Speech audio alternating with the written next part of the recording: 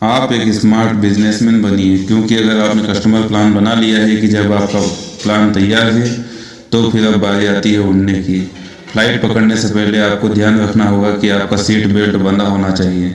अब यहाँ पर आपको सीट बेल्ट के रूप में अपना फाइनेंशियल स्टेटस चेक करना है और सबसे पहले आपको अपने प्रोडक्ट की डिटेल के बारे में चेक कर लीजिए और आप अपने इन्वेस्टर से भी बात कीजिए। इसी के साथ आप एक बार और भी उस पर ध्यान दीजिए कि आप अपने इन्वेस्टर को बाहर कैसे निकालेंगे, तथा इसका अर्थ ये है कि आपका रेवेन्यू मॉडल क्या है और किस तरह से आप अपने बिजनेस पर किए गए इन्वेस्टर को फायदे में बदलेंगे।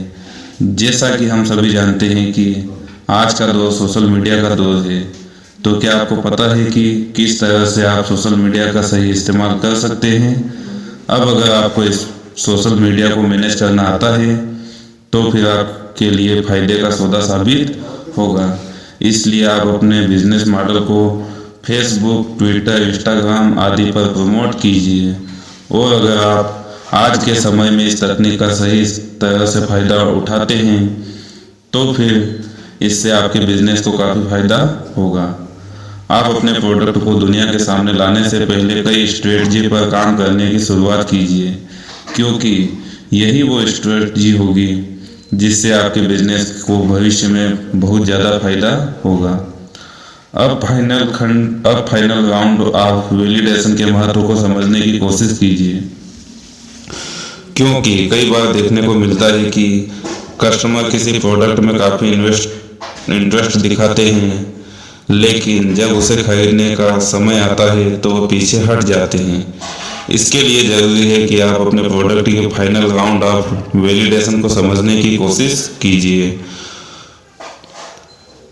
एक बात का विशेष ध्यान रखना होगा कि इंटरेक्शन मेल या फ़ोन से नहीं बल्कि पर्सनल होना चाहिए, और आप उनमें पर्सनल मिलकर बताइए कि आपका प्रोडक्ट किस तरह से उनके लिए फायदेमंद साबित होगा, और फिर आप उन्हें इस बात के लिए राजी करने की कोशिश कीजिए कि फ्यूचर में वो आपका ही प्रोडक्ट खरीदेंगे।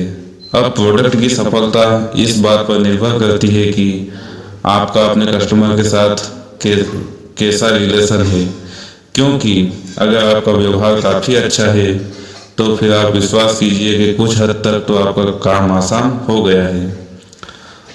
अब इसके बाद बात आती है कि प्रोडक्ट की क्वालिटी पर, कि आपके प्रोडक्ट की क्वालिटी कैसी है।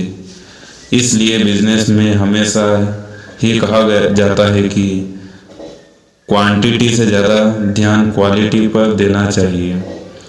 कस्टमर से बातचीत के दौरान आपको इस बात का ध्यान रखना होगा कि आप उनसे सच कहें, और उन्हें यह लगना चाहिए कि आप सचमुच उनका फीडबैक चाहते हैं, और फिर आप उनसे ये भी कहिए कि उनका फीडबैक आपके लिए कितना ज़रूरी है।